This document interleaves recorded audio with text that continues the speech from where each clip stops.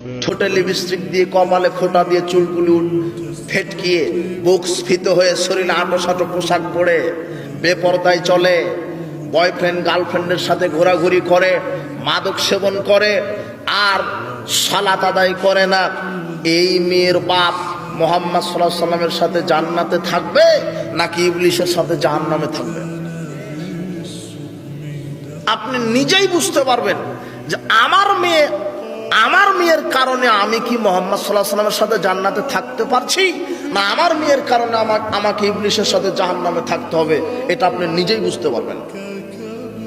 দেখেন তো, আপনার মেয়ে যদি বেপরদায় চলে, আপনার মেয়ে যদি সালাত আদায় না করে, আপনার মেয়ে যদি বয়ফ্রেন্ডের সাথে ঘুরে বেড়ায়, আপনার মেয়ে যদি নষ্টামি নর্তকী গায়িকা নিয়ে ব্যস্ত থাকে, মোবাইলে গেমস খেলা নিয়ে ব্যস্ত থাকে, তো আপনি নগদ বুঝতে পারবেন যে আমার মুহাম্মদ সাল্লাল্লাহু আলাইহি ওয়াসাল্লামের সাথে জান্নাতে থাকার সুযোগ আমি হারিয়ে ফেলেছি। আমার থাকার জায়গা কার সাথে? জাহান্নামে, ইবলিসের সাথে। কেননা আমার মেয়েকে আমি শিষ্টাচার শিক্ষা দেই।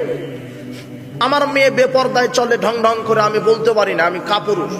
আমার মেয়ে আজানের পরে সালাত আদায় করে না, আমি বলতে পারি না আমি কাপুরুষ।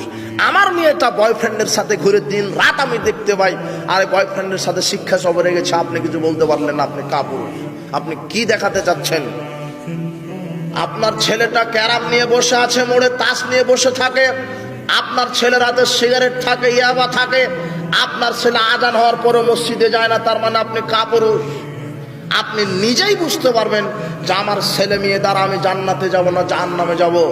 আপনার কাছে আমি সিদ্ধান্ত রেখে গেলাম, আপনি সকালে বিষয়টি নিয়ে ভাববেন যে আসলে মুহাম্মদ সাল্লাল্লাহু আলাইহি ওয়াসাল্লাম বললেন যে পিতা তার কন্যা সন্তানকে সুন্দর শিষ্টাচার শিক্ষা দিয়ে সৎ ছেলের সাথে বিবাহ দিতে পারে, সেই মেয়ের বাপ জান্নাতে মুহাম্মদ সাল্লাল্লাহু আলাইহি ওয়াসাল্লামের সাথে থাকবে।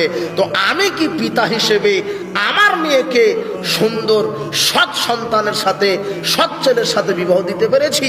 আমি কি পিতা হিসেবে আমার মেয়েকে সুন্দর শিষ্টাচার শিক্ষা দিতে পেরেছি? আপনি নিজেই বুঝতে পারবেন।